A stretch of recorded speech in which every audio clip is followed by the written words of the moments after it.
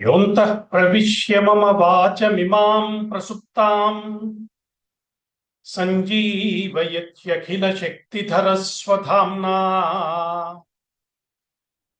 अन्यांश्च हस्तचरणश्रवणत्वगादीन् प्राणान्नमो भगवते पुरुषाय तुभ्यम्। हंसाय दहरनिलयाय निरीक्षकाय कृष्णाय मृष्टयशसे निरुपद्रवाय सत्संग्रहाय भवपान्थनिजाश्रमाप्तौ अन्ते परीष्टगतये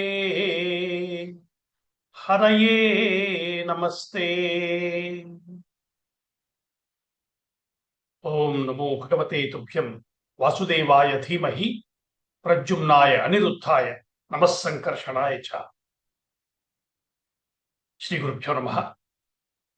ముందుగా అస్మద్ గురుదేవులు బ్రహ్మశ్రీ సామవేదం షణ్ముఖ శర్మ గారి పాదపద్మాలకి సవినయ నమస్సులు సమర్పణ చేసుకుంటూ, భగవద్భక్తులు భాగవతులైన మీ అందరికీ మోక్ష సంహిత పారమహింస సంహిత అని ప్రసిద్ధికెక్కినటువంటి భాగవత కథాశ్రవణ యజ్ఞానికి సాదరంగా ఆహ్వానం పలుకుతున్నాను.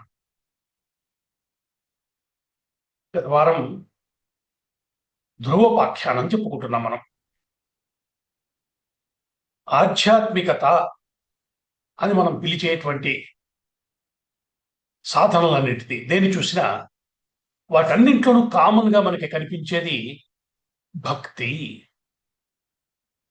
భక్తి లేనటువంటి సాధన లేదు, భక్తి లేని మంత్రజపం లేదు, భక్తి లేని పూజ లేదు, భక్తి లేనటువంటి సనాతన ధర్మమే లేదు. నిజానికి వేదాంతాన్ని ప్రతిపాదించినటువంటి, అద్వైతాన్ని ప్రతిపాదించినటువంటి జగద్గురులైన శంకరులు కూడా భక్తిని అంతే స్థాయిలో మనందరికీ బోధిస్తున్నారు. కాబట్టి ఈశ్వరుడి పట్ల భక్తి మాత్రమే అత్యంత సులభమైనటువంటి మార్గం అని పెద్దలు చెప్తున్నారు. భక్తి 5వ పురుషార్థం అంట.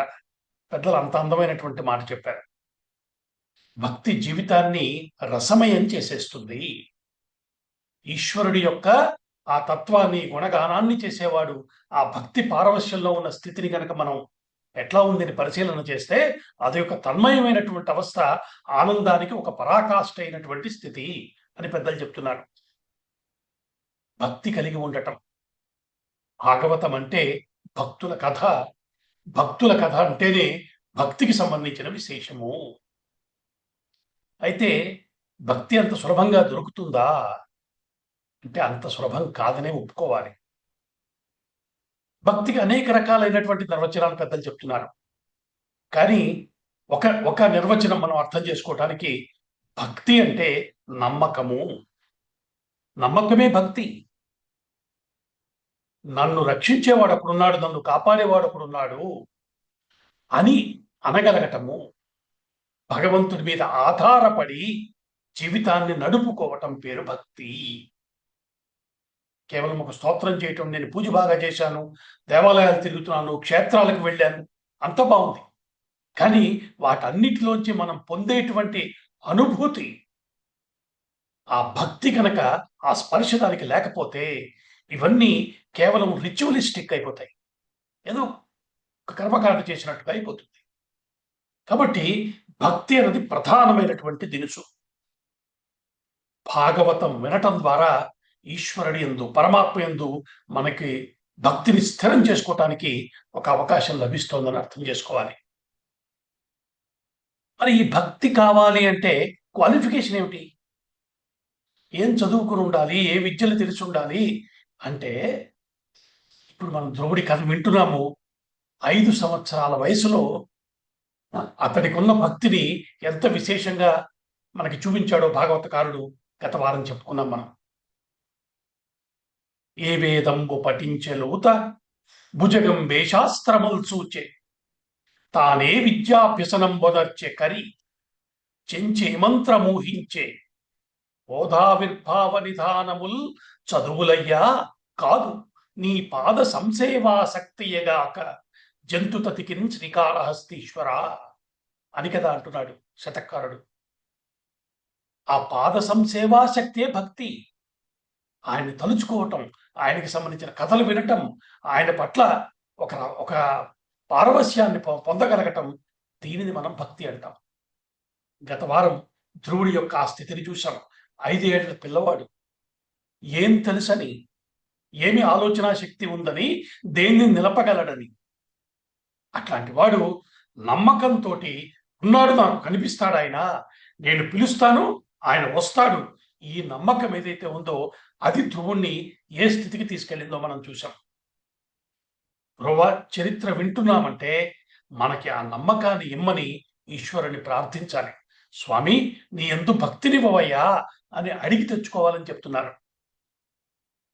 ఇటువంటి కేవలం 5 నెలల తపస్సుతోటి, 5 నెలలు చేసినటువంటి సాధనతోటి స్వామి కనిపించాడన్నది మనకి ధ్రువ చరిత్ర చెప్తున్నటువంటి ఒక సాక్ష్యం. ఒకసారి ఒకరికి కనబడితే మనకి కనబడ్డు, కావలసింది ఆ నమ్మకమే. ఈశ్వర నన్ను అనుగ్రహించు, నువ్వు ఉన్నావన్న నమ్మకం నాకున్నది, నీ మీద ఆధారపడి జీవిస్తున్నాను, నా జీవితం నీ పాదాల దగ్గర ఉందయ్యా, నన్ను కాపాడు. అదేగా చెప్తున్నాం. మనకి గజేంద్ర మోక్షం చెప్పుకున్నప్పుడు ఇవన్నీ విశేషాలు ముందు రాబోతున్నాయి. మొత్తం భాగవతం అంతా ఇటువంటి రమ్యమైన భక్తి తత్వాన్ని బోధన చేస్తోంది. అయితే మనకి నమ్మకం చిక్కటం కూడా అంత సులభం కాదు కాబట్టి, కలడు కలండనిడివాడు కలడో లేడో, ఉన్నాడో లేడో అనేటువంటి స్థితిలో ఉన్నప్పుడు దాని నుంచి గట్టెక్కటం కోసం శ్రద్ధగా భాగవతాన్ని వినాలి, ఇది ఒక్కటే మార్గము అని పెద్దలు మనకి బోధ చేస్తున్నారు. కాబట్టి ఎందుకయ్యా ప్రతివారము ఇలా కూర్చుని భాగవతం వింటాం అంటే, ఈశ్వరుడి యందు భక్తి కలగాలి, ఈశ్వరుడి యందు ఆ ప్రేమ రావాలి, నమ్మకం కలగాలి. ఈ రకమైనటువంటి ఒక దృష్టికోణాన్ని మనకి భాగవతం పరిచయం చేస్తోంది. దాన్ని పట్టుకునేటువంటి ప్రయత్నాన్ని భాగవత అధ్యయన రూపంలో మనందరం కలిసి చేస్తున్నాం. అయితే పాండిత్యాలకు దొరకనిది భక్తి, ఈ విషయం కూడా గుర్తుపెట్టుకోవాలి. నేను చాలా చదివానండి, చాలా విషయాలు నాకు తెలుసు అన్న వారికి భక్తి ఉందా అంటే ఆ సబ్జెక్టు వేరే, సబ్జెక్టు వేరయ్యా. తెలియటాన్ని ఆయన అడగల, ఎంత ప్రేమగా ఎంత నమ్మకంతో పిలిచావన్నదే ప్రధానమైన విషయము. ఇప్పుడు అటువంటి ఒక అద్భుతమైన నమ్మకంతో కూడినటువంటి తపస్సుని చేసినటువంటి ధ్రువుడికి స్వామి కనిపించాడు, అనుగ్రహించాడు. తనని స్తోత్రం చేసే శక్తి కూడా ఆయనే అనుగ్రహించి అతడు చేసిన స్తోత్రానికి సంతోషించానని చెప్పి వరాలు ఇచ్చాడు. అటువంటి రమ్యమైన విషయాన్ని గత వారం చెప్పుకున్నాం మనం. సరే, బయలుదేరి తిరిగి వస్తున్నాడు ఇంటికి. ఈలోగా ఏ మహర్షి అయితే గురుస్థానంలో నిలబడి ధ్రువుణ్ణి తపస్సుకి సాగనంపాడో ఆ మహర్షి నారద మహర్షి ఇప్పుడు బయలుదేరి ఉత్తానపాదుడి దగ్గరికి వచ్చాడు. ఉరికినే రాడుగా, ఏదో ప్రయోజనం సాధిస్తాడు ఆయన. వచ్చాడు ఉత్తానపాదుడి దగ్గరికి. రాగానే ఉత్తానపాదుడు లేచాడు, స్వాగతం పలికాడు, అర్ఘ్యపాద్యాదులు ఇచ్చాడు, కూర్చోబెట్టాడు. ఉత్తానపాదుడు కొంచెం బాధగా ఉన్నాడన్న విషయం గమనించాడు నారద మహర్షి. పక్కన సురుచి లేదు. ఎన్నైనా ఇలా ఉన్నావే, ఏదో బాధగా ఉన్నట్టున్నావే అని అడిగాడు. ఆయనకి తెలీదా, కానీ చెప్పించాలి తన నోటితోటి. చెప్పాడు ఉత్తానపాదుడు. ఏం చెప్పను స్వామి, నా 2 భార్యలు సురుచి సునీతి మీకు తెలుసు కదా. పాపం ధ్రువుడు కూడా నా కొడుకే. వాడు ఏమన్నాడు, వచ్చిన ఒళ్ళో కూర్చుంటా అన్నాడు, నా తొడ మీద కూర్చుంటా అన్నాడు అంతే. కానీ సురుచిని చూసి భయం చేత వాడిని నా తొడ మీద నేను కూర్చోబెట్టుకోలేదు. సురుచి చాలా కఠినంగా మాట్లాడింది. వాడిని నువ్వు వెళ్ళి నారాయణ గురించి తపస్సు చేయమంది. చిన్నపిల్లాడు, 5 ఏళ్ల వయసు, తపస్సు చేయటానికి వెళ్ళిపోయాడు, అడవులకు వెళ్ళాడు. వాడికి తపస్సు ఏమిటి స్వామి, కన్న తండ్రిని అయి ఉండి పిల్లవాడి పట్ల ఇంత క్రూరంగా ప్రవర్తించానే, నా మనస్సు చాలా నొచ్చుకుందయా, బాధపడుతున్నాను అని చెప్పాడు. ఇన్ని మాట్లాడాడు కానీ సురుచిది తప్పు, అలా అనకుండా ఉండాలి అన్న మాట అనలేదు. ఆమె మాటని నేను వినటం మానేశాను. ఇటువంటి విషయాలు ఏమి చెప్పరా. అది చిత్రం. సరే నవ్వుకున్నాడు నారదుడు. అన్నాడు, ఎందుకయ్యా నీ కొడుకు గురించి బెంగపడతావు? నీ కుమారుడు ఆ దేవకిరీట రత్న రుచి దీపిత పాద సరోజుడైన రాజీవ దళాక్షరక్షితుడు, అశేష జగత్పరికీర్తనీయ కీర్తి విభవ ప్రశస్త సుచరిత్రుడు. వానికి దుఃఖమేటికిన్. అతనికి దుఃఖం ఏంటయ్యా? ఇవాళ నీ కొడుకు ఏ స్థితిని పొందాడో తెలుసా? ఏ మహాపురుషుని కేవలం గంటి చూపుల చేత సమస్త బ్రహ్మాండాలు రక్షింపబడుతున్నాయో, దేవతలందు ఎవరిని ఆశ్రయించి బతుకుతున్నారో, సృష్టి స్థితి లయాలు ఎవరి వల్ల జరుగుతున్నాయో, ఎవరు ఒక లీలగా హేళగా ఈ బ్రహ్మాండాలన్నింటినీ సృష్టించి కాపాడుతున్నాడో అటువంటి వాడు సాక్షాత్ నారాయణుడు. అతడు దర్శనమిచ్చాడు నీ కొడుక్కి. అతడి అనుగ్రహాన్ని పొంది అద్భుతమైన వరాలని పొంది తిరిగి వస్తున్నాడు అని చెప్పాడు. పొంగిపోయాడు ఉత్తానపాదుడు. తండ్రి కదండి, రాజ్యంలో తిరిగి వస్తున్నాడన్న వార్త తెలియగానే వెంటనే మహారాజు ఉత్సవాలు చేయడానికి ఏర్పాట్లు చేశాడు. సునీతిని పిలిపించాడు. ఉత్సాహంతో అంతా ఏర్పాట్లు పూర్తయ్యి ఎదురు వెళ్ళారు. చక్కగా ధ్రువుడికి స్వాగతం చెప్పి తీసుకొచ్చారు. వస్తున్నాడు. నిజానికి ఉత్తానపాదుడు వరాలు పొందాడన్న సంతోషం కన్నా క్షేమంగా తిరిగి వచ్చాడని ఎక్కువ సంతోషించాడు. తండ్రి ప్రేమ అలాగే ఉంటుంది కదా. కొడుకును చూడగానే ఎక్కలేని ప్రేమ పొంగుకొచ్చింది. గట్టిగా కౌగిలించుకున్నాడు, మొగ్గలు నిమిరాడు, మూర్ధన్య స్థానంలో ముద్దు పెట్టుకుని చూస్తూ కళ్ళ వెంట ఆనంద బాష్పాలు కారుస్తున్నాడు ఉత్తానపాదుడు. అయితే ఆ కౌగిలిలోంచి జారి తండ్రి పాదాల దగ్గరికి ఒదిగిపోయాడు. ధ్రువుడు తండ్రి పాదాలకు శిరస్సును తాటించి నమస్కరించాడు. తండ్రి పైకి లేవనెత్తి దగ్గరికి తీసుకున్నాడు. అందరూ కలిసి రాజ్యంలోకి వచ్చారు. ఉత్తముడు కూడా వచ్చాడు. తమ్ముడు సురుచి వచ్చింది. అందరూ స్వాగతం చెప్పారు, తీసుకొచ్చారు. తీసుకొచ్చిన తర్వాత ప్రజలందరూ ధ్రువుడి యొక్క స్థితిని చూశారు, చాలా సంతోషించారు. అపూర్వమైన స్వాగతం లభించింది. ఒకప్పుడు అవమానించిన సవితల్లి ఇప్పుడు ఆదరిస్తోంది. తమ్ముడు అన్నాని గౌరవిస్తున్నాడు. తండ్రి రానాయనాన్ని తన పక్కన కూర్చోబెట్టుకున్నాడు. చూసారా, ఈశ్వరుని పట్టుకుంటే అందరూ మన వాళ్ళైపోతారు. ఆయన్ని వదిలి అందరినీ మన వాళ్ళని చేసుకోవాలి అన్న పదిలోనే జీవితాన్ని గడిపేస్తూ ఈశ్వరుని పక్కకు తోస్తాం. అదే ముందే ఈశ్వరుని కనుక మన వాడిని చేసుకుంటే, లోకమే ఈశ్వరుని యొక్క శరీరం అంటున్నారు కదా, లోకేశ్వరుని పట్టుకుంటే లోకమంతా మనని ఆదరించదా? ఈ రహస్యం కూడా ఇక్కడ మనం పట్టుకోవాల్సిన విషయం ఉంది. ఆయన్ని కాకుండా లోకాన్ని పట్టుకు వెళ్లాడితే ఇది పట్టుకోదు, ఆయన దొరకడు. కాబట్టి ధ్రువుడి చరిత్ర ద్వారా లోకేశ్వరుడికి అనుకూలమైనటువంటి ప్రవర్తన, ఆయన్ని సానుకూలపరుచుకుంటే సమస్తమైన లోకము మనకు అనుకూలంగా ప్రవర్తిస్తుంది. ఇది గుర్తించమని చెప్తున్నారు. సరే, తిరిగి వచ్చాడు. క్రమంగా పెద్దవాడయ్యాడు. ధ్రువుడికి పట్టాభిషేకం జరిగింది. ఆ కొడుకును చూసి పరవశించిపోతున్నాడు. ఆ మహా ప్రజలు అందరూ కూడా ధ్రువుడి యొక్క ఉత్తమమైన లక్షణాలు, అతని గుణాలను చూసి చాలా సంతోషించారు. అతనికి రాజ్యాభిషిక్తుడి చేశారు ధ్రువుణ్ణి. రాజు అయ్యాడు. రాజు చక్కగా పరిపాలన చేస్తున్నాడు. ఇలా జరుగుతూ ఉండగా ఒక సంఘటన జరిగింది. సురుచి కుమారుడైనటువంటి ఉత్తముడు ఉన్నాడు కదా, ఇప్పుడు తమ్ముడు అతడు, అన్నగారు రాజు. ఇతడు ఒక రోజు ఉత్తరం వైపు ఉన్నటువంటి హిమాలయాలకి వెళ్ళాడు. అక్కడికి వెళ్ళాడు, విహరిస్తున్నాడు. అక్కడ యక్షులు ఉన్నారు. హిమాలయాల్లోని ఆ ప్రాంతం అంతా యక్షులకు సంబంధించినటువంటి ప్రాంతం. అక్కడ ఉత్తముడికి యక్షులకి మధ్య ఒక వివాదం చెలరేగింది. ఆ గొడవ క్రమంగా పెద్దదైంది. యక్షులతో జరిగినటువంటి యుద్ధంలో ఉత్తముడు ప్రాణాలు కోల్పోయాడు, చనిపోయాడు. అయితే ఉత్తముడు చనిపోయాడన్న వార్త సురుచికి చేరింది. ఆ తల్లి అప్పటికి అరణ్యంలో ప్రాంతాల్లో తిరుగుతున్న ఆ తల్లి కార్చిచ్చు పుట్టి అందులో కాలి మరణించింది. ఒక రకంగా చేసిన పాపం ఊరికే పోతుందా? ముఖ్యంగా నోటి విషయంలో చాలా జాగ్రత్తగా ఉండాలని చెప్తున్నారు పెద్దలు. నోరుంది కదా అని ఏ మాట పడితే ఆ మాట, ఎవరితో పడితే ఎలా పడితే అలా మాట్లాడొచ్చా?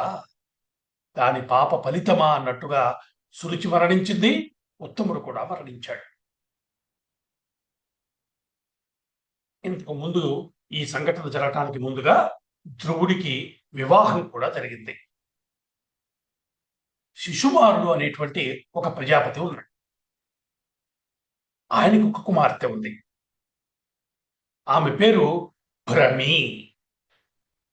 ఆమెను ధ్రువుడు వివాహం చేసుకున్నాడు. ఈ పేర్లు జాగ్రత్తగా వినాలి మనం. ఆమె యందు ధ్రువునికి 2 కుమారులు జన్మించారు. భ్రమికి ధ్రువుడికి పుట్టిన పిల్లలు వత్సర, కల్ప అనేటువంటి 2 సంతానం. వారిద్దరు కలిగారు. ఇది కాకుండా వాయుదేవుని యొక్క కుమార్తె ఇలా అన్న పేరు గల అమ్మాయిని కూడా ధ్రువుడు వివాహం చేసుకున్నాడు. ఆమె యందు ఉత్కల అనేటువంటి కుమారుడు జన్మించాడు. ఈ మాట చెప్తున్నారు. ఇవంతా కొంచెం జాగ్రత్తగా పరిశీలిస్తే కథాపరంగా చూస్తే ధ్రువుడు స్వామివారి దర్శనాన్ని పొందాడు, తిరిగి వచ్చాడు, రాజు అయ్యాడు, చక్కగా వివాహం అయ్యింది, సంతానము. కథాపరంగా ఇది వింటే పుణ్యం వస్తుంది. దీని ఫలితం ఎలాగో చివరిలో చెప్పుకుంటాం. అయితే అంతరార్థం పరంగా చూస్తే ఈ పేర్ల వెనకాల ఏదో సూచనలు కూడా కనబడుతున్నాయి మనకి. ఇప్పుడు మనం చెప్పుకున్న పేర్లన్నీ ఏమిటంటే రేపు రాబోయే కాలంలో ధ్రువ స్థానానికి అధిపతి కాబోతున్నటువంటి ధ్రువుడికి ఆ పదవికి పొందవలసిన అర్హతలేమో అన్న సూచన ఉంది ఇక్కడ. ఆయన కదలకుండా ధ్రువపదమై ఉంటాడు. చెప్పాడు కదా స్వామి నారాయణుడు. ఆయన కదలకుండా ఉంటాడు, మిగిలినవన్నీ ఆయన చుట్టూ కదులుతూ ఉంటాయి. అది కదా సృష్టి ఉండాలంటే వాయువు ఉండాలి. వాయువు యొక్క కూతుర్ని వివాహం చేసుకున్నాడు అన్నప్పుడు అక్కడ సూచనలు కనబడుతున్నాయి. అలాగే ప్రజాపతి అయిన శిశుమారుడి యొక్క కుమార్తె భ్రమిని పెళ్లి చేసుకున్నాడు అన్నారు కదా. భ్రమి అంటే కదలటం, కదలిక. ఏం కదులుతోంది అంటే జ్యోతిష్ చక్రంలో సూర్యమాన చంద్రమానాలతోటి తిథులు, నక్షత్రాలు, బ్రహ్మాండం నందు, కాలమునందు అవన్నీ కదులుతున్నాయి కదా. కదులుతున్న కాలానికి కదలని తాను ఆధారభూతమై ఉన్నాడు. కాలానికి 2 లిమిట్స్ ఉంటాయి. వత్సర అంటే సంవత్సర కాలం. వత్సరం అన్నది ఒక యూనిట్. యుగాంతం అయిపోయిన తర్వాత వచ్చే హద్దు ఆ యూనిట్ కాలం. కల్పము. ఆయనకి 2 సంతానం అన్నారుగా, వత్సరము, కల్పము. అంటే వత్సరం ఒక హద్దు, ఒక యూనిట్, కల్పం ఒక యూనిట్. ఈ 2 హద్దులు బిడ్డలై వచ్చారు. ఇట్లాగా ఆయన జీవితంలో ధ్రువపదాన్ని పొందేటువంటి ఒక్కొక్క మెట్టు ఎక్కుతూ ఎక్కుతూ వెళ్తున్నాడు ధ్రువుడు. ఇదిలా ఉండగా తమ్ముడి ఇందాక చెప్పినటువంటి సంఘటన జరిగింది. ఉత్తముడు యక్షుల చేతిలో మరణించాడు. ఈ సంఘటన, ఈ విషయం తెలిసినటువంటి ధ్రువుడికి కోపం వచ్చింది. తీవ్రమైన ఆగ్రహానికి లోనయ్యాడు. తమ్ముణ్ణి చంపటం తీసుకోలేకపోయాడు. నా తమ్ముణ్ణి యక్షులు సంహరిస్తారా, ఒక విషయం తెలుస్తానని యుద్ధానికి బయలుదేరాడు. ఆయన రథం ఉంది, ప్రత్యేకమైన రథంలో ఎక్కాడు, హిమాలయ ప్రాంతానికి వెళ్ళాడు. అక్కడ యక్షులతోటి యుద్ధం జరిగింది. అనేక వేల మంది యక్షుల్ని, సామాన్యుడు కాదు ధ్రువుడు, మహాపరాక్రమవంతుడు, వీరుడు, అనేక వేల మందిని చంపాడు. యక్షులు చాలా మంది మరణించారు. అయితే ఈయన యొక్క కోపం తగ్గటం లేదు. యుద్ధంలో తన ఎదురుపడ్డ వారిని చంపాక ఆ ప్రాంతంలో ఉన్న యక్షులందరూ నాశనం అయిపోవాలి అని మంత్రాన్ని అనుసంధానం చేసి నారాయణాస్త్రాన్ని ప్రయోగించడానికి సిద్ధపడ్డాడు ధ్రువుడు. మొత్తం యక్ష జాతి అంతా నాశనమైపోవాలి, నా తమ్ముడిని చంపిన వాడు ఎవరు మిగలకూడదు. ఇది ఆయన చెప్తున్నటువంటి సంకల్పం. ఎప్పుడైతే అస్త్ర ప్రయోగానికి పూనుకున్నాడో తాతగారైనటువంటి స్వయంభూమను అక్కడికి వచ్చాడు, ఇక్కడ ప్రత్యక్షమయ్యాడు. వస్తూనే ఒక మాట అన్నాడు, నాయన ఏంటిది? జాగ్రత్త సుమి, ఎంత తపస్సు చేసిన వాడికైనా ప్రమాదం ఎక్కడి నుంచి ముంచుకొస్తుందో తెలుసా? కోపంలోంచి వస్తుంది. నువ్వు ఎంత తపస్సు చేశావయ్యా? 5 సంవత్సరాల వయసులో తపస్సు చేశావు. నిజానికి నీకొచ్చిన కోపాన్ని ఈశ్వరుడు యందు తపస్సుగా మార్చుకున్నావు నువ్వు. అలాంటి వాడివి నువ్వు, గుర్తుందా? ఈశ్వరానుగ్రహం పొందావు. ఎవరూ పొందలేని ద్రౌపదిని నువ్వు పొందావు. ఇంత పొంది ఇన్ని తెలిసి నీ తమ్ముణ్ణి ఒక యక్షుడు సంహరించాడని యుద్ధానికి వచ్చావు. సార్ ఆలోచించిన ఆయన, జనన మరణాలు ఈశ్వర సంకల్పితంగా జరుగుతాయి. వాటిని పాపపుణ్యాల యొక్క ఫలితాలుగా ఈశ్వరుడు అనుగ్రహిస్తున్నాడని మర్చిపోకూడదు మనం. నీ తమ్ముణ్ణి చంపిన యక్షుణ్ణి నువ్వు సంహరించావు, దోషం లేదు, అంతవరకు సరే. కానీ ఇప్పుడు నువ్వు చేయబోతున్నది మొత్తం యక్షజాతిని సంహరిస్తానంటున్నావు. యక్షులందరూ కుబేరుణ్ణి సేవిస్తారు. కుబేరుడు అన్నగారిని అనుబంధంతో పరమేశ్వరుణ్ణి సేవిస్తూ ఉంటాడు. ఇప్పుడు నీ వల్ల యక్షులకు జరుగుతున్న ప్రమాదం కనుక కుబేరుని చెవిన పడిందో, కుబేరుడికి కలిగిన ఆగ్రహం శివుడికి తెలిసిందో, ఎంత ప్రమాదంలో పడతావు నాయన నువ్వు. మనిషికి కలిగిన కోపానికి ఒక హద్దు ఉండాలి, లేకపోతే కోపం క్రోధం అవుతుంది. క్రోధము అర్థం లేనటువంటి పనులు చేయిస్తుంది నీ చేత. ఆ వ్యగ్రతలోకి వెళ్ళావంటే పతనం ప్రారంభమైపోతుంది. నువ్వు పొందబోతున్న పదవి ఏమిటి, నువ్వు చేస్తున్న పని ఏంటి? ఇలాంటి పని నువ్వు చేయకూడదు. కాబట్టి ఇప్పటి వరకు నువ్వు చేసినటువంటి సంహారం చేసావు, చాలు. ఇప్పటికైనా నా మాట విని ఆ నారాయణాస్త్రాన్ని ఉపసంహారం చేశాయి. నీ ధనస్సు పక్కన పెట్టు, రాజధానికి వెళ్ళిపో. ఒక్కడి కోసం ఇంతమందిని సంహరించాలనుకోవటం మన కులంలో పుట్టినవాడు చేయవలసిన పని కాదు. ఎట్లాంటి వంశం అయ్యా మనది? నేను నీలాంటి మనవణ్ణి పొంది చాలా సంతోషించాను. ఇప్పుడు నాకు కష్టం కలగజేయకు. ఇది నువ్వు చేయవలసిన పని కాదు అని చెప్పాడు. ఈ మాటలు జాగ్రత్తగా గమనిస్తే పెద్దలు మాట్లాడేటప్పుడు అందులో తెలియకుండా సైకలాజికల్ ఇన్స్ట్రక్షన్స్ చాలా ఉంటాయి. ధ్రువుడికి చేసిన గొప్ప కార్యాన్ని చెప్పాడు, వంశం యొక్క గౌరవాన్ని చెప్పాడు, ధర్మం ఏమిటో చెప్పాడు, కోపం వస్తే ఎటువంటి ప్రమాదం వస్తుందో చెప్పాడు. చెప్పిన 4 మాటలు సరిగ్గా పనిచేశాయి ధ్రువుడి మీద. నిజానికి సాధారణమైన మనుషుడైతే ఒకసారి ఒక స్థితి వచ్చేసిన తర్వాత, అంటే ఒక గుర్తింపు గౌరవం వచ్చిన తర్వాత ఇంకా ఎవరి మాట వినే ప్రసక్తి ఉండదు. ఎందుకంటే అప్పటికే తనదైనటువంటి ఒక వ్యక్తిత్వం నిర్మాణం అయిపోతుంది. వారు చెప్పటం ఏంటి, నేను వినటం ఏమిటి, నువ్వు చూస్తున్నాం కదా. ధ్రువుడు తాతగారు చెప్పిన మాటలని విన్నాడు, వెంటనే అంగీకరించాడు. తాతగారికి నమస్కరించి ధనస్సును పక్కన పెట్టాడు. నేను తిరిగి వెళ్ళిపోతున్నానని అస్త్ర ప్రయోగాన్ని విరమించుకుని తిరిగి వెళ్ళిపోయాడు. ఇప్పుడు చూడండి ధ్రువుడి యొక్క వ్యక్తిత్వం ఎట్లా ఉన్నది.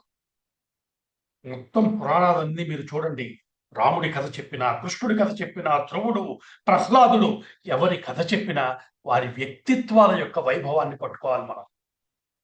తనని తాను ఎలా నిగ్రహించుకున్నాడు, తనను తాను ఎలా తీర్చిదిద్దుకున్నాడు, ఈ విషయాలు పట్టుకుంటే మనం ప్రవర్తించే తీరు మారుతుంది. మనల్ని చూసినటువంటి మన చుట్టుపక్కల వారందరూ కూడా ఇలా కదా ఉండాలి అనుకుంటారు. మన మీద మన సనాతన ధర్మం చెప్పిన సాహిత్యం యొక్క ప్రభావం, ధర్మం యొక్క ప్రభావం ఉంది అని నిరూపించవలసిన బాధ్యత మన మీద ఉన్నది. నేను ఇవాళ మాట్లాడుతున్నానంటే, నేను కుటుంబంలోని సభ్యులతో వ్యవహరిస్తున్నానంటే, సమాజంలో నాకంటూ ఒక పాత్రను నేను పోషిస్తున్నానంటే, వీటన్నింటి వెనకాల నేను చదువుకున్నటువంటి ఈ పురాణ వాంగ్మయము, మన సనాతన ధర్మం చెప్పినటువంటి విలువల యొక్క ప్రభావము ఉన్నదని నిరూపించగలిగిన నాడు సమాజానికి మన ధర్మం చేసేటువంటి మేలేమిటో చెప్పకనే చెప్పిన వాళ్ళమవుతాం. మన ప్రవర్తన ద్వారా ఇలా కదా ఉండాలి అనిపించేలా ఉండాలి. అందుకోసము ఈ ఈ కథలన్నింటినీ మనం జాగ్రత్తగా చెప్పుకుంటూ వస్తున్నాం. అందుకే దీనిని మనం భాగవత అధ్యయనం అంటున్నాం. కేవలం కథాశ్రవణం మాత్రమే కాదు. ఇవాళ తాతగారు వచ్చి నాయన చెయ్యకు అంటే ఆగిపోయాడే. ఈరోజు ఒకసారి చూడండి బయట ఉన్న పరిస్థితి. ఇవాళ ధ్రువుడి యొక్క ఈ లక్షణాన్ని మనం వినటం ద్వారా మనలో దాని యొక్క ప్రభావం ఉంటుంది. కథారూపంలో మనకి దక్కేటువంటి లాభం అది. ఎప్పుడైతే తిరిగి బయలుదేరాడో తాతగారు చెప్తే ఇంత కోపాన్ని వదిలిపెట్టి వెళ్ళిపోతున్నాడు. దీనిని గమనించవలసిన వారు గమనించారు. ఎవరు? కుబేరు. ఆయనకి తెలిసింది వార్త. మొత్తం సంఘటన అంతా జాగ్రత్తగా విన్నాడు ఆయన. యక్షులు ఉత్తముణ్ణి చంపటము, ధ్రువుడు యుద్ధానికి రావటము, అనేక మంది యక్షుల్ని చంపటము, దానితో పాటు నారాయణాస్త్ర ప్రయోగానికి తెగబడే క్షణంలో తాతగారు వస్తే వద్దు నాయన అని చెప్పిన మాట విని విరమించుకోవటము, అంతటి కోపంలో అస్త్ర ప్రయోగం చెయ్యబోతున్న క్షణంలో పెద్దల మాటకు విలువిచ్చి వెనక్కి తగ్గటం వెనకాల ఉన్న ధ్రువుడి యొక్క వ్యక్తిత్వం యొక్క విలువని గుర్తించాడు కుబేరుడు. వెంటనే బయలుదేరి వచ్చాడు. ధ్రువుడు ఎదురుకుండా ప్రత్యక్షమయ్యాడు.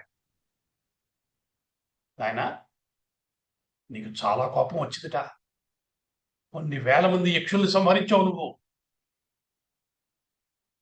అస్త్ర ప్రయోగం చెయ్యబోతున్న క్షణంలో ఇంకా యుద్ధం ఆపై చెయ్యకు, అస్త్ర ప్రయోగం చెయ్యకు అని పెద్దలు చెప్పగానే విని ఉపసంహరించావు చూడు.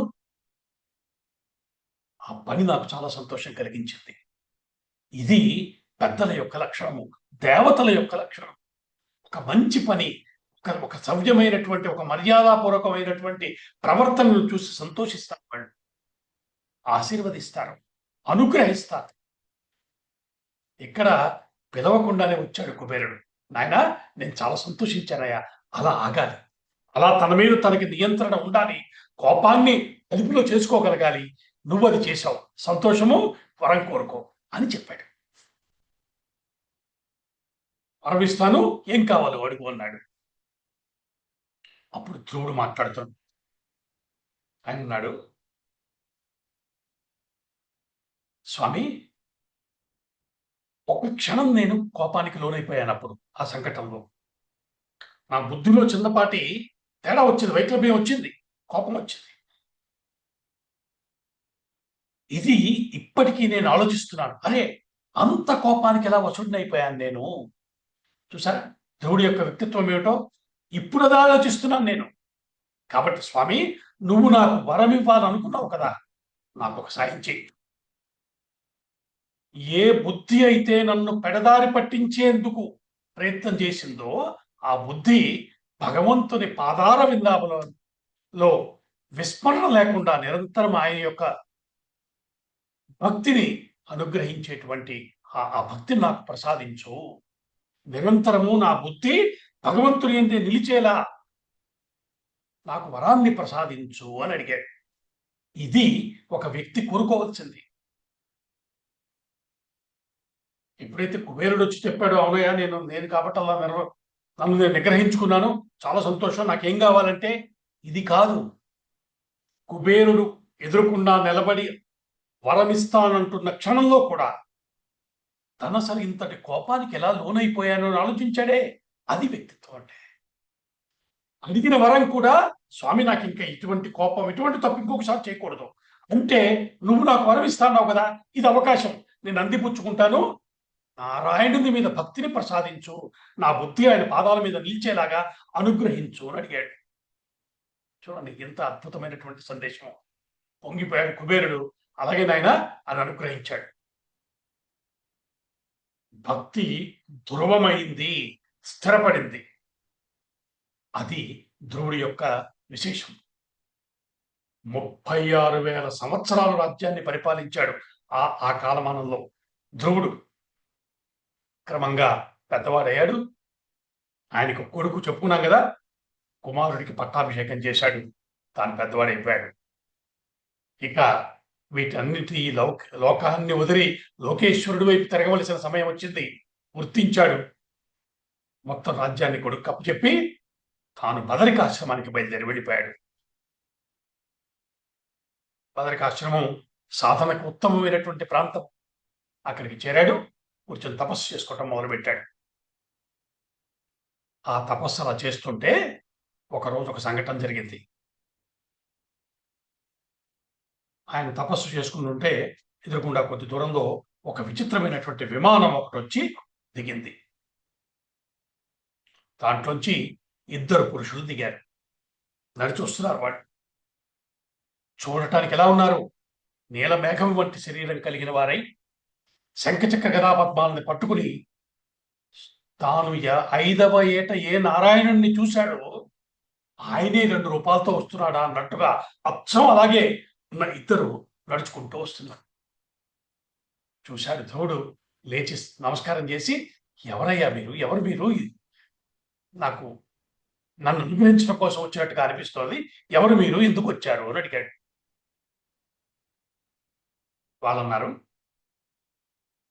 ధ్రువ, 5 ఏళ్ల వయసులో తపస్సు చేసావు గుర్తుందిగా. స్వామి నీకు వరం ఇచ్చారు. కొంతకాలం పరిపాలన చెయ్యి. ఈ శరీరం పడిపోయే ముందు నిన్ను ధ్రువమండలానికి తీసుకెళ్తాను నేను అని చెప్పారుగా. నీకు ఒక పెద్ద పదవి ఇస్తానని చెప్పారు. శరీరం పడిపోవటం అన్నది ఏ జీవుడికైనా తప్పదు. అది ప్రకృతి యొక్క ధర్మము. ఇప్పుడు నీ సమయం వచ్చింది. ఇక నిన్ను మేము ధ్రువ మండలానికి తీసుకువెళ్తున్నాము. స్వామి నీ కోసం విమానం పంపించారు. మేమెవరమని అడిగావు కదా. మేము పార్షద గణములం, విష్ణువు యొక్క పార్షదులం మేము.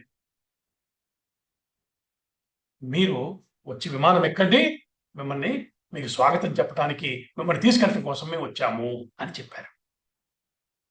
స్వామి యొక్క అనుగ్రహం చూసారా ఎటువంటి స్థితి తీసుకొచ్చిందో. చిత్రంగా వారికి నమస్కరించి బయలుదేరుతున్నాడు. అక్కడికి మృత్యుదేవత వచ్చిందట. ఆ మృత్యుదేవత ధ్రువుడి ముందు తల వంచి నిలబడింది, శిరస్సు వంచి నిలబడింది. మృత్యుదేవత శిరస్సు మీద తన పాదాన్ని పెట్టి విమానంలోకి ఎక్కాడు ధ్రువుడు. అంటే ఏమిటర్థం? మృత్యువుని జయించాడు అంటే శరీరాన్ని తన ఇచ్ఛానుసారం వదిలిపెట్టగలిగాడు. జ్ఞాని యొక్క స్థితి అది. ఈ దేహం నేను కాదన్న స్పృహతోటి వదిలిపెట్టేటువంటి స్థితి ఏదైతే ఉందో అది ధ్రువుడి దగ్గర ఉన్నది అని చెప్పటం కోసం అన్నట్టుగా మృత్యుదేవత యొక్క శిరస్సు మీద పాదాన్ని పెట్టి విమానంలోకి ప్రవేశించాడు. లోకాల్ని దాటుతూ బయలుదేరుతోంది విమానం. బయటికి చూస్తున్నాడు. క్రమంగా పితృలోకం, యమలోకం, స్వర్గలోకం, సత్యలోకం, తపోలోకం, జనోలోకం దాటుతూ వెళ్తోంది ఆ విమానం. గమనిస్తున్నావా ధ్రువుడు? ఏం లోకాలయ్యా, ఎంతమంది కనబడుతున్నారు ఈ లోకాల్లో. ఎంతో కష్టమైన తపస్సులు చేసుకుని పుణ్యాలు పొంది ఆ పుణ్యాలు పూర్తయిపోయిన తర్వాత తిరిగి కిందకి వెళ్ళిపోతున్నారే వీళ్ళందరూ. కేవలం 5 నెలలు తపస్సు చేస్తే స్వామి నాకు దర్శనం ఇవ్వటం మాత్రమే కాకుండా ఎటువంటి పదవి ఇచ్చాడు. పెద్ద పదవి అంటే ఏదో అనుకున్నాను. ఇప్పుడు తెలుస్తోంది. సప్త ఋషులు, కశ్యపుడు, అటు ధర్మము, అగ్నిహోత్రం, జ్యోతిష్చక్రం, ఈ తిరుగుతున్న మండలం మొత్తానికి నేను ధ్రువస్తంభాన్ని నిలబడబోతున్నాను. ఇంతమంది నా చుట్టూ ప్రదక్షిణ చేస్తూ ఉంటారు. నేను నిరంతరం విష్ణువుకు దర్శనం చేసేటువంటి ఒక మహాద్భుతమైన స్థితి అది. ఎంత అదృష్టవంతుడు నేను అనుకున్నాడు. అనుకోగానే ఈ అదృష్టానికి కారణం ఎవరు అని ఆలోచించాడు. అతని సంస్కార పదం చూడండి అక్కడ. ఎవరి వల్ల నాకు ఇదంతా దక్కింది? అమ్మ గుర్తొచ్చింది. దీనికి కారణం మా అమ్మ. ఆ రోజు నేను ఏడుస్తూ వచ్చినప్పుడు నన్ను ఓదార్చలా. చేయగలవు నాయనా, నారాయణుడి గురించి తపస్సు చేయి అని చెప్పిందే. అది కదూ నా జీవితానికి మలుపు. ఏ తల్లినా ఏమనాలి, ఎన్నైనా వదిలేసే, ఏదో ఇట్లాంటివి ఉంటాయి అని సర్ది చెప్పొచ్చుగా. లేదు, నువ్వు నారాయణుని గురించి తపస్సు చెయ్యాలి అని నా జీవితాన్ని మలుపు తిప్పిన మా అమ్ముందే. ఆ తల్లి ఎక్కడుందో? నాకు ఇంత అద్భుతమైనటువంటి పదవి వరము దక్కటానికి కారణమైన ఆ తల్లి ఎక్కడుందో అనుకున్నాడు. ఎప్పుడైతే మనస్సులో అలా అనుకున్నాడో పక్కన ఉన్న పార్షదులిద్దరూ దాన్ని గ్రహించాడు. వాళ్ళు నవ్వి, ధ్రువ, నిన్నీ స్థితికి తీసుకొచ్చింది కాబట్టి శ్రీ మహావిష్ణువు ఆ తల్లిని నీకన్నా ముందు దేవయాన మార్గంలో ఆవిడ విమానం నడపమని చెప్పారు. కిటికీలోంచి బయటకు చూడు. అప్పటికే పెద్దవాడైపోయాడు కదా, లేచాడు. తల్లి తన ముందు వెళ్తోంది అన్న విషయం తెలుసుకుని కిటికీలోంచి బయటికి చూశాడు. ఆ ముందు ఒక విమానం వెళ్తోంది.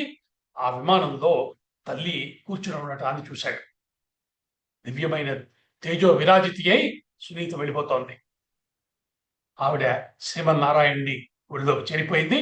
ఆవిడ తన కళ్ళతో తాను చూసి సంతోషించాడు. అట్లాగా ధ్రువుడు తిన్నగా ధ్రువ మండలం చేరుకుని అక్కడ స్థిరుడై నిలబడి తదనంతర కాలంలో స్వామివారిలో లీనమై సాయుధ్య మోక్షాన్ని పొందాడు అని చెప్తోంది ధ్రువ చరిత్ర. అద్భుతమైనటువంటిది ధ్రువోపాఖ్యానం. నిజానికి ఈ ధ్రువోపాఖ్యానికి ఫలశ్రుతి కూడా చాలా విశేషంగా చెప్పారు. ఎంత గొప్పగా చెప్పారంటే, ఒక దేవాలయంలో కూర్చుని దిన ప్రారంభంలో కానీ అసుర సంధ్య వేళలో, ఇప్పుడు మనం అదే కదా ఉన్నాము, ధ్రువోపాఖ్యానాన్ని చెప్పటం ప్రారంభించిన విన్న పరమభక్తితో విన్న వారికి, ముఖ్యంగా అమావాస్య నాడు కానీ పౌర్ణమి నాడు కానీ, ఈరోజు పౌర్ణమి, మన భాగ్యము ఈశ్వరుడి యొక్క దయ అట్లా ఉంది మన మీద. పౌర్ణమి రోజు ఈరోజు మనం ఆ కథ చెప్పుకోగలుగుతున్నాం. అలాగే ద్వాదశి నాడు కానీ, భానువారం నాడు కానీ, శ్రవణ నక్షత్రం ఉన్నప్పుడు కానీ, సంక్రమణం రోజుల్లో కానీ ఎవరైతే ధ్రువోపాఖ్యానాన్ని వింటారో వారి మనస్సు ప్రశాంతమై శాంత స్థితి అనుభవంలోకి వస్తుంది. ఈరోజు మన పరిస్థితి ఒక్కసారి గమనించుకుంటే, ఒకానొక శాంత స్థితిలో మనసు నిలబడగలగటం ఒక గొప్ప వరం వల్ల జరగవలసిందే కదా. అటువంటి శాంత స్థితి ధ్రువోపాఖ్యానం విన్న వారందరికీ దక్కుతుందని చెప్తున్నారు. ఆరోగ్యాలు బాగుపడతాయి, దీర్ఘాయుష్ వస్తుంది, ఇటువంటి రమ్యమైనటువంటి పాపాలు పోతాయి. ఇలాంటివి ఎన్నో విశేషమైనటువంటి ఫలితాల్ని ధ్రువ చరిత్రను వినటము మనందరికీ అనుగ్రహిస్తోంది. చివరగా ఒక రమ్యమైన మాట చెప్పాడు భగవత్కారుడు. ధ్రువుడికి విష్ణు అంటే ప్రీతి. అంత మాత్రమే కాదు, విష్ణువుకి కూడా ధ్రువుడంటే ప్రీతి. ఎంత అద్భుతమైన భావన అండి! అంతకన్నా ఏం కావాలి? ఎప్పుడన్నా అలా ఆలోచించామా? నేను పూజిస్తున్న నా దైవానికి నేనంటే ఇష్టం. ఈసారి ఎంత రమ్యమైన ఆలోచన! అలా బతకాలి అనుకున్నప్పుడు జీవితం మారిపోదు. ఆయనకు నచ్చేలా బతకటమే మనందరి యొక్క జీవితానికి అసలు లక్ష్యం కావాలి. అందుకే ధ్రువ చరిత్రని ఒకసారి వినటం కాదు, పలుమార్లు వినాలి అని భాగవతం చెప్తోంది. అనేక సార్లు వినండి అని చెప్తున్నారు.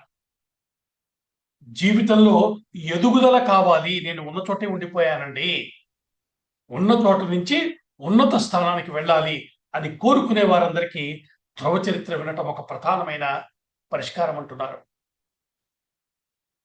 ధ్రువుడు అనేది ఆ పేరు ఒక భక్తుడి పేరు కాదు, భక్తికి పేరు అని చెప్పారు పెద్దలు. ఎందుకంటే మన భక్తి ధ్రువంగా, స్థిరంగా, చిక్కు చెదరకుండా ఉండాలి. ఇలాంటి ధ్రువమైన భక్తి ఎవరికి పుడుతుంది అంటే సునీతికి పుడుతుంది, సురుచికి పుట్టదు. ఒకసారి ఆ ధ్రువోపాఖ్యానంలో ఉన్న దాన్ని డీకోడ్ చేసి చూద్దాం. ఉత్తానపాదుడు అంటే మామూలుగా ఒక అర్థమైతే వెళ్ళకిలా పడేవాడు అనే అర్థం.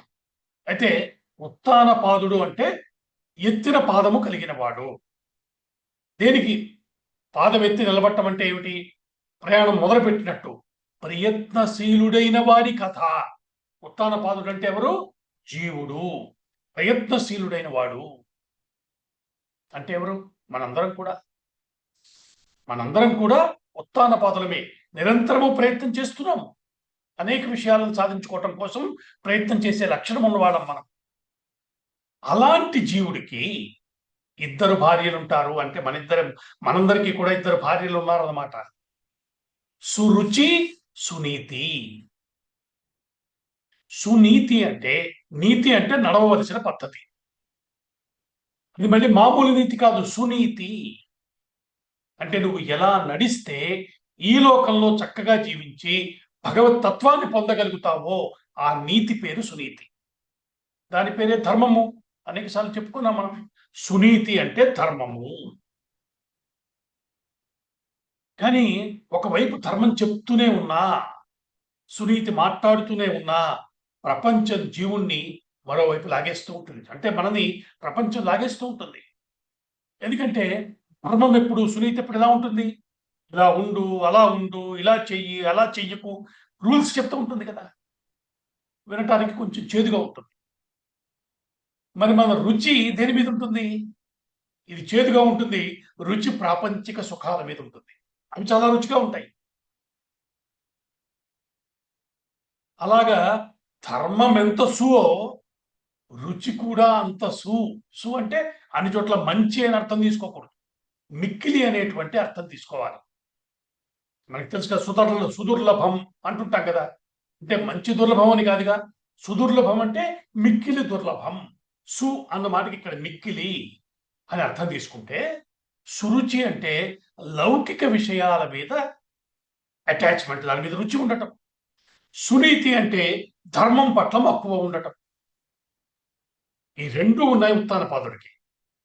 కానీ ఏం లాభం? సునీతి ఉంది ఆయన దగ్గర, సురుచి ఉంది. కానీ సురుచి వల్ల ఏది లభించిందో అది ఉత్తమం అనుకుని దాని ఒళ్ళో పెట్టుకున్నాడు. మీకు గుర్తుంది కదా, సురుచి యొక్క కొడుకు పేరు ఉత్తముడు. ఇతన్ని తన ఒళ్ళో పెట్టుకుంది. ఎప్పుడైతే సురుచి వల్ల వచ్చినవి ఉత్తమం అనుకుని ఒళ్ళో పెట్టుకున్నావో, సునీతి వల్ల వచ్చిన భక్తి దూరం అయిపోతుంది. సునీతి అంటే ధర్మం అనుకున్నాం కదా. అప్పుడు సునీతి ఏం చేస్తుంది? ఇప్పటికీ నువ్వు ఒళ్ళో పెట్టుకోవడం మానేసావో భక్తిని ప్రేరేపించి భగవంతుడి వైపు పంపించింది. అంటే ధర్మమే భక్తిని ప్రేరేపిస్తుంది. అప్పుడు గురువు దొరుకుతాడు. ఆ గురువు చెప్పిన మార్గం ద్వారా భక్తికి ధ్రువత్వం వస్తుంది. అలా వచ్చిన భక్తి ద్వారా సునీతతో కలిసి సద్గతులు పొందుతాడు. ఇదే మొత్తం ధ్రువుడి యొక్క కథ అంతా ఇంతే. ఇది ఎవరి కథ? మనందరి కథ. కాబట్టి ఇటువంటి ఒక రమ్యమైనటువంటి కథ ద్వారా, ధ్రువోపాఖ్యానం ద్వారా ప్రపంచంతో మనం ఎలా వ్యవహరించాలి, దాన్ని ఎంత దూరంలో ఉంచాలి, దాని మీద రుచిని ఎలా మళ్లించాలి, ఎలా తగ్గించుకోవాలి, సునీతి వైపు, ధర్మం వైపు మన మనసుని నిలబెట్టుకుంటే వచ్చే లాభం ఏమిటి, ఈ విషయాలన్నిటినీ చక్కగా అర్థమయ్యే రీతిలో మనకి బోధించాడు భగవతకారుడు. అటువంటి రమ్యమైనటువంటి ధ్రువోపాఖ్యానము మనందరికీ కూడా సద్గతులు ఇవ్వాలి, ఆయురారోగ్యాలను ఇవ్వాలి అని ప్రార్థన చేస్తూ తరువాత కథలోకి ప్రవేశిద్దాం. సరే, ధ్రువుని రాజ్యపాలన అయిపోయింది. తదనంతరం కాలం గడుస్తోంది. అనేక వంశాలు తర్వాత కాలంలో భారతదేశాన్ని పాలిస్తూ వస్తున్నాయి. చాలా కాలం గడిచింది. ధ్రువుడి వంశంలోనే తరువాత కలిగిన వాడు అంగరాజు అని ఆయన. చాలా కాలానికి వచ్చాడు, చాలా గ్యాప్ ఉంది. ఆ కథ చెప్తున్నాడు ఇప్పుడు. ధ్రువుని వంశంలో వాడే అంగరాజు. మహాత్ముడు, గొప్పవాడు. చిత్రంగా ఆయన భార్య పేరు సునీత. ఆవిడ సునీతి అయితే ఇది సునీత. ఈ అంగరాజుకి సంతానం లేదు. సరే, మొత్తం మీద ఆయన ఏదో హోమాలు చేశాడు, యాగాలు చేశాడు, సంతానాన్ని పొందాడు. ఈ కథ కూడా మనం జాగ్రత్తగా వినాలి. ఎందుకంటే కథ ఎలా విన్నా పాపాలు పోతాయి. కానీ మనం పొందవలసిన పూర్తి లాభం పొందాలంటే ఏకాగ్రంగా వినాలి, శ్రద్ధగా వినాలి. వీరికి లేక లేక కలిగినటువంటి సంతానం, అతని పేరు వేణుడు అన్నారు. వేణుడు అతని పేరు. చిత్రం ఏంటంటే ఈ వేణుడు స్వభావరీత్యా చాలా దుర్మార్గుడు. నిజానికి ధ్రువుడు స్వయంభూమను వంశంలో పుట్టినవాడు. ఆయనంతటి మహానుభావుడు మనం గమనించాం. అలాంటి వంశంలో క్రమంగా కొంతకాలం గడిచేసరికి అప్పుడు వచ్చినటువంటి వేణుడు అన్నవాడు దుష్ట స్వభావం కలిగినవాడు. పుట్టిన వంశం గొప్పదే, కానీ బుద్ధి సరి అయింది కాదు. దానికి తోడు దుష్ట సాంగత్యం అలవాటైంది. అక్రమ ఆర్జన పట్ల ఆసక్తి కలిగింది. తనది కాని దాన్ని పొందాలనేటువంటి చోర లక్షణం కూడా క్రమక్రమంగా పెరగటం మొదలైంది. అంగరాజు కొడుకు యొక్క స్వభావాన్ని గమనించాడు. అతన్ని సరి అయిన దారిలో పెట్టడం కోసం ప్రయత్నాలు మొదలుపెట్టాడు. అయితే స్వభావాన్ని మార్చగలమా? అంత సులభమా? అందుకే తల్లిదండ్రులు సంతానాన్ని కనే ముందుగానే నాకు ఉత్తమమైన సంతానం కలగాలి అన్న కోరికతో భగవంతుని ప్రార్థన చేసి సంతానాన్ని పొందాలి అని పెద్దలు చెప్తున్నారు. వివేకానందుడి మాట స్పష్టంగా చెప్పాడు. నాకు సత్సంతానం కలగాలి అన్న కోరిక ప్రధానమైనది. దానికోసం ఈశ్వరుని ఆరాధన చేయాలి. ఆరాధన ఫలితంగా ఈశ్వరుని యొక్క ప్రసాదంగా మనకి దక్కినటువంటి సంతానం సత్సంతానం అవుతుంది. ఇది భారతీయుల యొక్క ఆలోచన విధానం. ఇప్పుడు పరిస్థితి ఎలా ఉంది?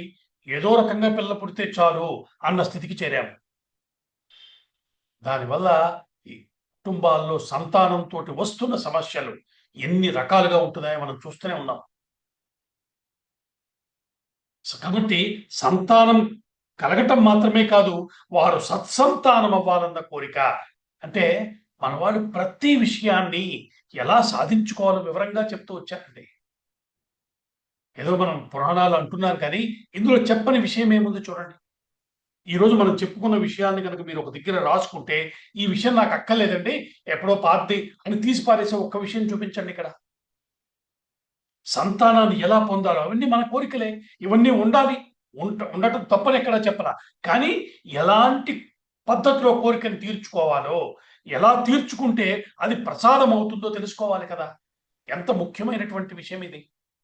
ఇవాళ సంతానం కలిగే ముందు మన కోరిక ఎట్లా ఉండాలి, దానికోసం పరమాత్మను ఎట్లా అడిగి పొందాలి, ఈ విషయాన్ని కూడా మనకి భాగవతకారుడు చెప్తున్నాడు. ఇవన్నీ మనకి ఈ కాలంలో దూరం అయిపోయాయి కాబట్టి ఈ విషయాల పట్ల మన అవగాహన క్రమక్రమంగా పోతోంది. నిజానికి గర్భవతి అయిన వెంటనే ఆ స్త్రీ ఎలా ఆలోచించాలో, ఎలాంటి జాగ్రత్తలు తీసుకోవాలో, ఎలాంటి పారాయణలు చేయాలో బాగా చెప్పారు.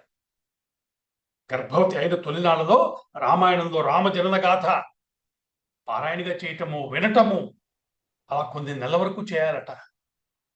అది పుట్టబోయే సంతానం యొక్క సంస్కారాలని ప్రభావితం చేస్తుంది. అలాగే సుబ్రహ్మణ్య జననగాథ ఇవన్నీ వినటం, చదవటం ఇవన్నీ చేస్తే చక్కటి సంతానం వస్తారు. ఆరోగ్యకరమైన సంస్కారవంతమైన సంతానం కలగటం. సంతానం కలగటం ఎంత ముఖ్యమో ఆ కలిగిన సంతానం సత్సంతానం అవటం అంతకన్నా 1000 రెట్లు అవసరం.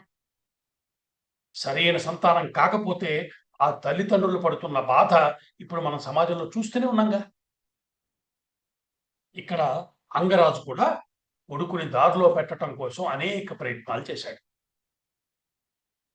అవేవి ఫలించలా. అతడి దుష్టత్వం క్రమంగా పెరిగిపోవటం మొదలైంది. మహారాజు గారి అబ్బాయి కదా, విచ్చలవిడితనం కూడా వచ్చింది. అయితే ఇక్కడ గమనించాల్సిన విషయం ఏమిటంటే, అంగరాజు కొడుకుని ఏదో విధంగా బాగు చేద్దాం అనుకున్నాడే తప్ప ఏదో విధంగా రాజుని చేసేయాలి అనుకోలేదు. ఇది మనం గమనించి పట్టుకోవాల్సిన విషయం. ఎందుకంటే ఈ రోజు బయట ఉన్న పరిస్థితులు ఏమిటి? వాడు ఎలా ఉన్నా సరే వాడు రాజు అయిపోవాలి, నా కొడుకు కాబట్టి వాడు నాయకుడు అయిపోవాలి, అధికారంలోకి వచ్చేసేయాలని తాపత్రయపడుతున్నటువంటి వ్యవహారాలు చూస్తున్నాం. దానివల్ల మనందరికీ ఎంతటి సమస్యలు వస్తున్నాయో చూస్తున్నాం. కాబట్టి ఇక్కడ అంగరాజు కూడా కొడుకుని సంస్కరిద్దామని ప్రయత్నం చేశాడు. అయితే అది కుదరదని తెలిసిపోయింది. ఎన్నిసార్లు ఎన్ని రకాలుగా చెప్పినా జరగటంలా. క్రమంగా అంగరాజులో ఒక వైరాగ్యం ప్రవేశించింది. కొడుకు యొక్క స్థితి అతనికి ఏమాత్రం అంగీకారం కాలేదు. ఇతడు రాజుగా ఉంటే ప్రజలకు ప్రమాదం అనే విషయాన్ని గుర్తించాడు. ఒకానొక వైరాగ్య స్థితిలో రాజ్యాన్ని వదిలిపెట్టి ఒక రాత్రి చెప్పా పెట్టకుండా అతను అరణ్యాలకు వెళ్ళిపోయాడు. ఇక్కడ మనం భారతదేశంలో ఉన్న రాజ్య వ్యవస్థ ఎలా ఉండేదో కూడా ఒక్కసారి చూద్దాం. మనలో చాలా మందికి ఉన్న ఒక అభిప్రాయం ఏంటంటే, ప్రజాస్వామ్య వ్యవస్థ రాచరిక వ్యవస్థ కంటే గొప్పది, ఇలా అనుకుంటూ ఉంటాం మనం. విదేశాలు కూడా అలాగే భావించాయి.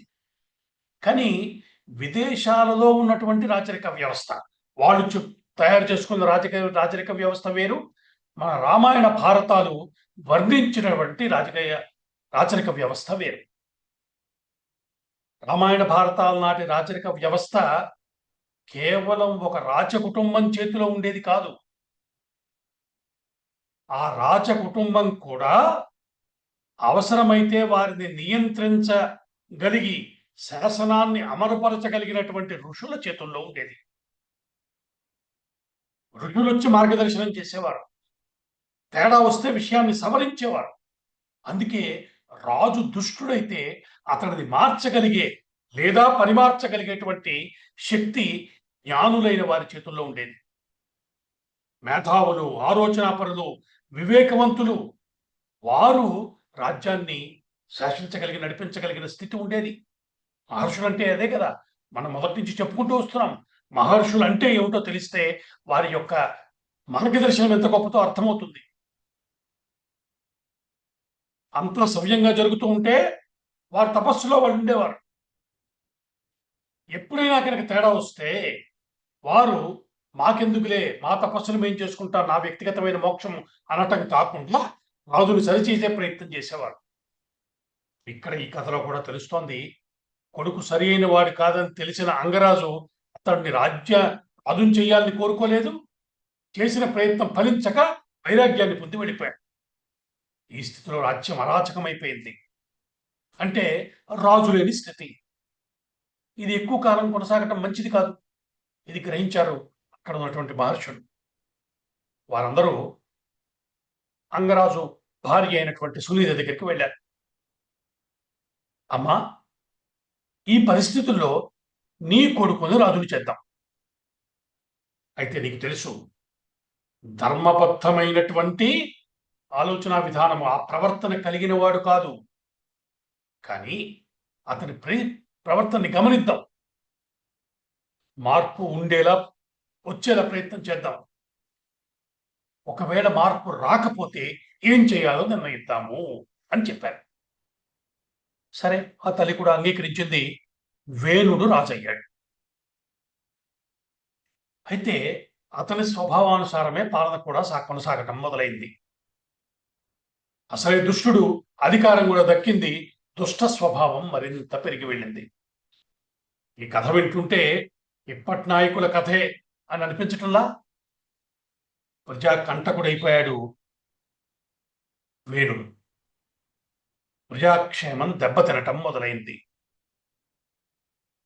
లోకహితం కోసం ఉపయోగించవలసినటువంటి రాజధనాన్ని తన విలాసాల కోసం, వేడుకల కోసం ఉపయోగించుకోవటం మొదలుపెట్టాడు.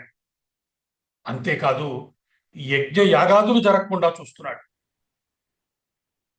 మనం గతంలో చెప్పుకున్నాం, యజ్ఞం అన్నది దేవతలు, ప్రకృతి మనకి అనుకూలంగా ఉండేలా చేసేటువంటి ఒక క్రియ. దేవతల యొక్క అనుగ్రహము, ప్రకృతి యొక్క సరి అయినటువంటి ఆ స్పందన ఉండటం ఎంత అవసరమో మనకు తెలుసు. దానిని నిరసించటం మొదలుపెట్టాడు, అడ్డుకోవటం మొదలుపెట్టాడు వేణుడు. ఆనాటి సమాజంలో ఉన్నటువంటి బ్రాహ్మణులు, మేధావులైనటువంటి వారు ఈ విషయాన్ని సరిచేయాలని నిర్ణయించుకున్నారు. మామూలుగా గవర్నమెంట్లో అడ్మినిస్ట్రేటర్స్, ఇంటలెక్చువల్స్ అని ఇద్దరు ఉంటారు కదా. ఇద్దరి పాత్ర ఉండాలి. అంటే ఇప్పుడు మనం ఏం మిస్ అయ్యామో చెప్పుకోవటం కోసం చెప్తున్నాం. అడ్మినిస్ట్రేటర్స్ అంటే అధికార యంత్రాంగం, వారు సక్రమంగా ప్రవర్తించాలి. ఇంటలెక్చువల్స్ అంటే మేధావి వర్గం, మొదటి వారిని నియంత్రించగలిగే శక్తి ఇంటలెక్చువల్స్కి ఉండాలి. ఇది సరి అయిన సమాజ వ్యవస్థ. ఇలా ఉంటే సరిగ్గా జరిగినట్టు. అంటే రూలర్లో లోపం ఉంటే ఆ లోపాన్ని మేధావులు సరిచేయగలగాలి.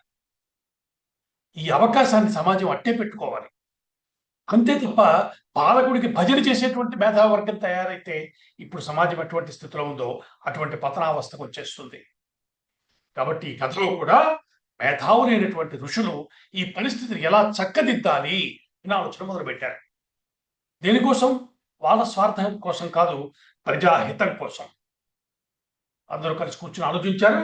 సరే, వెళ్ళి వేణుణ్ణి కలిశారు, రాజుని కలిసి అతనికి బోధ చేద్దామని చూశారు. చెప్పారు, నాయన, మీ తాతలు తండ్రులు ఏ మార్గంలో నడిచారయ్యా, ఒక్కసారి గుర్తు చేసుకో. ప్రజాక్షేమానికి అనుగుణమైన జీవనాన్ని, పాలనని నడపవలసిన బాధ్యత నీ మీద ఉన్నది. రాజైన వాడు చెడ్డ అధికారుల నుంచి, మంత్రుల నుంచి, చోరుల నుంచి ప్రజల్ని కాపాడుతూ వారి నుంచి ధర్మబద్ధమైన పన్నులను స్వీకరించి వారికి మేలు కలిగేలా పాలన కొనసాగించాలి. ఇక్కడ ఒక అందమైన ఉపమానం కూడా చెప్పారు వాళ్ళు. ఎంత బాగా చెప్పారంటే, ఎలాగైతే సూర్యుడు లోకంలో ఉన్నటువంటి జలాశయాల్లో ఉన్న జలాలన్నిటినీ స్వీకరించి, అంటే ఎలా స్వీకరిస్తున్నాడు? వాటికి ఏ ఇబ్బంది కలగకుండా, వాటికే తెలియకుండా నీటిని స్వీకరించి వనరుగా మార్చి, వర్షంగా మార్చి తిరిగి భూమికి అందిస్తున్న రీతిలో రాజు ప్రజలకు ఏమాత్రం ఇబ్బంది లేని విధంగా పన్నులను విధించి ఆ రకంగా వచ్చిన ఆదాయానికి తగ్గ సదుపాయాల్ని అవి ప్రజలకు అందే ఏర్పాటు చేయవలసి ఉంటుంది. సూర్యుడు తన కిరణాలతో జలాన్ని స్వీకరించి వర్షంగా మార్చి భూమికి అందించినట్లుగా రాజు తన ప్రజల నుంచి సేకరించిన పన్నుల్ని వారి హితం కోసం ఉపయోగించాలి. చూడండి ఎంత చక్కగా బోధ చేశారో. ఇది ఏ కాలానికి సంబంధించింది? ఏ కాలానికైనా, ఏ దేశానికైనా ఇదే ధర్మం, ఇదే సరి అయిన విధానం. ఇది యూనివర్సల్ ట్రూత్ కదా, సార్వకాలీనమైనటువంటి ఒక సత్యం ఇది. ఈ మాట చెప్తోంది భాగవతం. నాయన, ప్రజలను రక్షించి పరిపాలించవలసిన వాడివి నువ్వే అధర్మానికి పాల్పడితే ఆ ప్రజలు ఎవరితో చెప్పుకుంటారా? వాళ్ళ గతి ఏమిటి? తప్పు సుమా. నువ్వు ఇలాగే ఉంటే ప్రస్తుతం రోజులు బాగానే ఉన్నాయని అనుకుంటున్నావు, కానీ పరిణామంలో దెబ్బతింటావు. ధర్మం నిన్ను శిక్షిస్తుంది సుమా. ధర్మం కొంతకాలం పాటు ఉపేక్ష వహించినట్టు కనిపిస్తుంది, అంటే నీకు ఒక అవకాశం ఇస్తుంది, మారుతావేమో అని గమనిస్తోంది. నాకేం కావటం లేదని నువ్వు అనుకుంటున్నావు. క్రమంగా ఇంకా నువ్వు మారవని తెలిసాక ధర్మం శిక్షించటం మొదలు పెడుతుంది. తట్టుకోలేవు సుమా, ఇప్పుడే జాగ్రత్త పడు అని చెప్పారు. దుష్టుడి స్వభావం అంత సులభంగా మారుతుందా? పెద్దగా నవ్వాడు. నాకు చెప్పడానికి మీరెవరయ్యా అన్నాడు. నేను మహారాజుని. మీరు చెప్తారుగా, నా విష్ణు పృథివీపతి, విష్ణువు కానివాడు రాజు కాలేడని మీ శాస్త్రాలు చెప్తున్నాయి కదా. అంటే నేనే విష్ణువుని, కాబట్టి నన్ను మించిన దేవుడు లేడు. అసలు మీ యజ్ఞాలు హోమాలు అవన్నీ మానేసేయండి. ఒకవేళ చేయదలుచుకుంటారా, అందులో మీరిచ్చే హవిస్సులు నాకు చెందాలి. అలా కాకుండా ప్రవర్తిస్తే మిమ్మల్ని అందరినీ శిక్షిస్తాను. గతంలో మనం విన్న కథల్లో కూడా రాక్షసుల ప్రవర్తన ఇదేగా. అదే భాషలో అదే లైన్లో మాట్లాడాడు. అర్థమైపోయింది వీళ్ళకి. ఇహ వీడు మారడది నిశ్చయానికి వచ్చారు. దైవ నింద చేస్తున్నాడు, యజ్ఞయాగాదులు అడ్డుకుంటున్నాడు.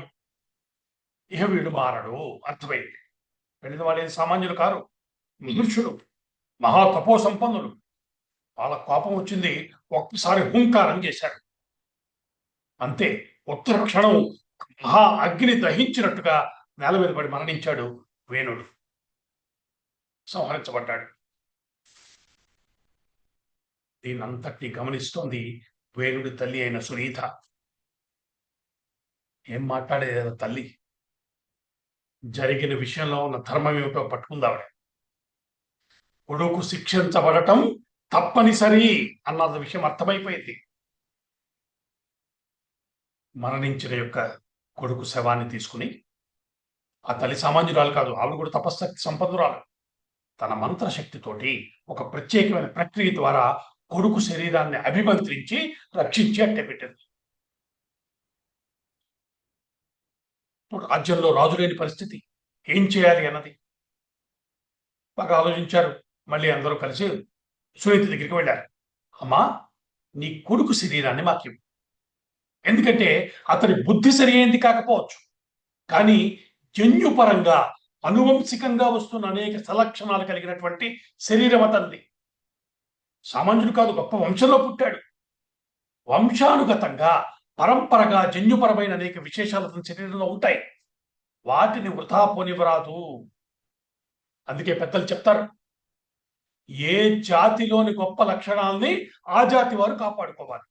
అన్ని జాతులు గొప్పవే, సాంకర్యం పనికిరాదు.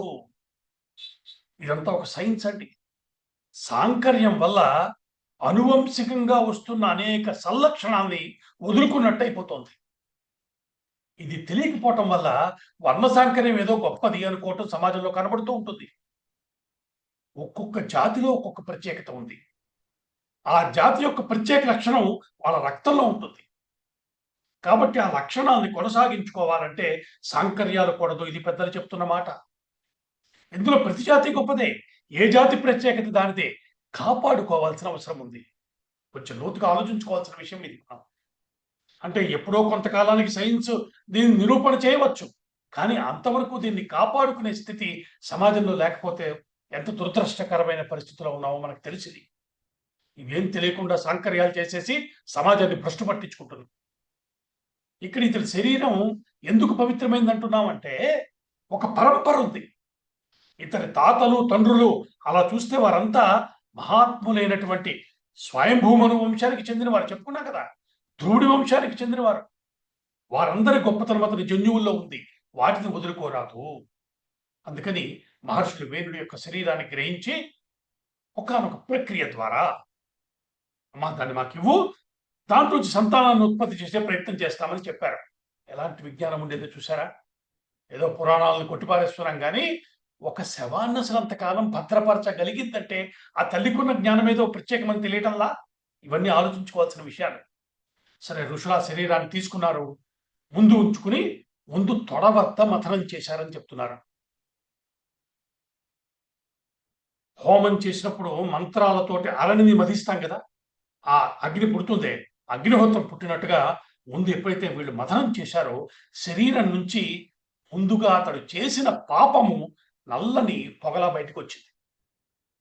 ఆ బయటికి వచ్చిన నల్లని పాపము ఒక పురుష రూపాన్ని ధరించింది. ఆ వచ్చిన వాడి స్వభావాన్ని గమనించిన ఋషులు ఆయన పక్కకి తప్పుకో అని చెప్పారు.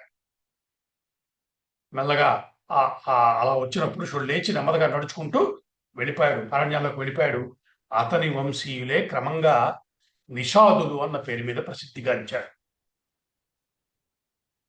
సరే, మళ్ళీ వీళ్ళు ఈసారి మహావిష్ణువును స్తోత్రం చేశారు. స్వామి, మేము రాజ్య రక్షణ చేయగలిగినటువంటి నీ తేజస్సుతో ప్రకాశించే ఒక రూపాన్ని పొందటం కోసం మదిస్తున్నాము, అనుగ్రహించు స్వామి అని ఈసారి బాహువుల్ని మదించారు.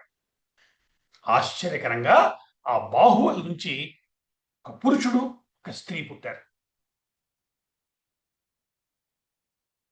గొప్ప వర్చస్సుతో ఉన్నటువంటి ఇద్దరు వచ్చారు. ఋషులు వారిద్దరిని స్వాగతించారు, వారికి నామకరణం చేశారు. వారే పృథువు అర్చి అన్న పేరు మీద వచ్చిన జంట, మిథునం.